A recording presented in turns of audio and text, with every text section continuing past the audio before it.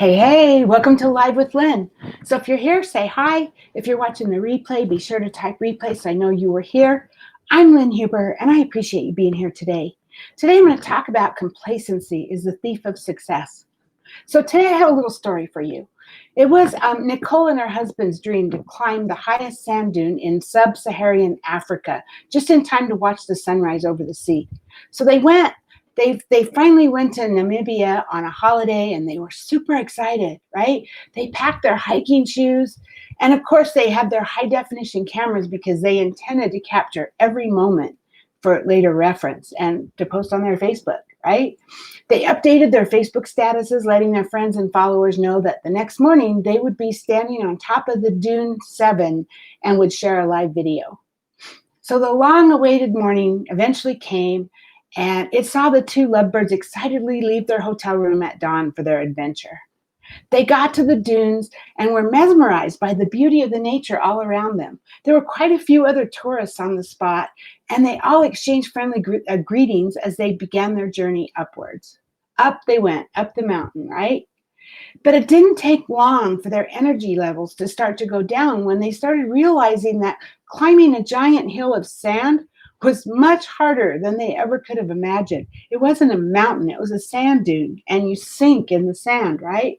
It's hard, right? The higher the couple went, the more people they met in small little clusters sitting at different heights along the dune. Some were taking breaks, and some had given up on trying to get to the top. And it wasn't long before they joined these people. We just need to take a breather, they said to each other. Just stop and rest for a minute, right? But before long, they had taken out their cameras and they started taking pictures of themselves and their environment. And then soon they began to convince themselves they were probably a bit too old, that they probably shouldn't have tried this, right? This challenge that they had brought upon themselves, they were really just too old. I mean, though they were both incredibly strong, they were both in their 60s, you know? So they looked around at all the young people who had stopped climbing the dune that were all around them, and they were proud of themselves because they knew that, well, we're in our 60s and we got up here as much as the younger people, right? Arnold, Nicole's husband, was about to lay his head comfortably on the sand when suddenly another couple came upon them, forcing them to their feet. The strange woman held Nicole tight while the man helped Arnold to his feet. Let's go, they said. Come on, you're almost to the top of the dune, and the sun rises in like 5 minutes. So they didn't have a chance to argue. So they just got up and they followed this couple, right? And they persevered to the top just in time to watch the magnificent sunrise that had been their plan all along. That was their goal all along, right? They thanked their new friends who had pushed them up. Wow, I mean, what a gift, right? It was so beautiful up there. Then, after a few minutes, a surprise hot air balloon landed on the dune and was offering free rides. And because Nicole and Arnold had pushed through to the end, they were in the right place at the right time. They got to ride in the balloon. And, you know, some hikers were trying to hurry up to get up there, but they were too late for the treat because they weren't in the right place. They had kind of stopped early, right? It's all about that. It's about being in the right place to be. That's a big part of it, right? But, you know, there might be times when you might be asking yourself, how do I know if I lack ambition or if I'm simply a realist who knows my potential? You know, I mean, this is a question you probably ask yourself when you hit a brick wall in your path, right? It's a valid question for sure, whenever you're running into trials or whenever you have a stumbling block. Obviously, we don't want to waste our time on something that's not attainable. And we sometimes wonder, are we dreaming too much? Are our dreams too much? Because we need to determine whether or not a certain battle is worth fighting. That's part of being a realist, right?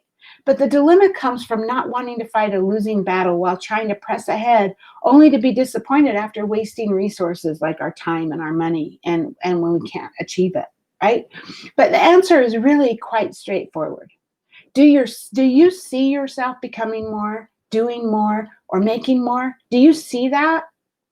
If you do, then yes, indeed, you are probably being complacent if you've already built permanent structures in that place where you should have just stopped only to take a break and then continued on your path, right?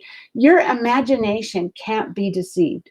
So if you see a picture of what you could be, then you certainly need to keep working until that picture is true. That picture's painted in your life. If it's there, if it's in your brain and you're seeing it in your mind's eye, then don't stop, because it's real. It's something, God or the universe or whatever your higher power is put there. And it was put there for a reason, because if you can see it, you can achieve it. Absolutely. So like Arnold Nicole, you probably know what you're working for. You know what your end goal is, right? In the beginning, it was clear where you wanted to go, where you wanted to reach. But now you're working hard to convince yourself that you've climbed high enough. And unlike Arnold Nicole, though, you probably have no one coming along to drive you further. It's up to you to motivate yourself. You have to be in charge. You have to make that decision. The sooner you take it upon yourself to find that inspiration from inside you, the earlier you can fight that complacency and get back to claiming your success. So think about these words: self-satisfaction, self-approval, self-admiration, self-congratulation, self-regard, gloating, triumph, pride, contentment, slackness, laxity, right? All of these are synonyms of the word complacency. All of those words you mean that you're being complacent if you're feeling any of those things. And it's clear that allowing yourself to bask in these attitudes will never lead anyone to their highest level of success. When you're basking in those feelings, you forget to focus on the now and on your goals and on where you're headed. And it's surprising how quickly you fall back. I talked about that the other day. I had lost a lot of weight, and then I took my eye off the ball and I got complacent and I gained it all back. And it's just surprising how quickly it falls back if you're being complacent. When you're busy clapping yourself on the back and telling yourself how much you've achieved, you risk dying before your time has come. Don't do it. Don't go there, right? When your aspirations are no longer, I want to, but instead they've become, if only I could, or if I could only, anything like that. Complacency, then that means it's creeping up on you and you need to quickly get rid of it. Life constantly presents us with opportunities to leave our comfort zones and leap into challenging but exciting opportunities. Will you answer yes to that? Or are you going to constantly live in fear of the unknown, which will hold you back from what you want out of your life? The choice is yours to make. Which one will you choose? So now I'd love to hear from you. Have you ever allowed yourself to be complacent? I mean, we all have, right? At one point or another. What kinds of things help you to stay the path and not allow yourself to give up when the going gets hard? Or maybe to remind yourself not to congratulate yourself when you're still working. It's okay to say, oh, I did good there, but you have to keep going. You can't stop there, right?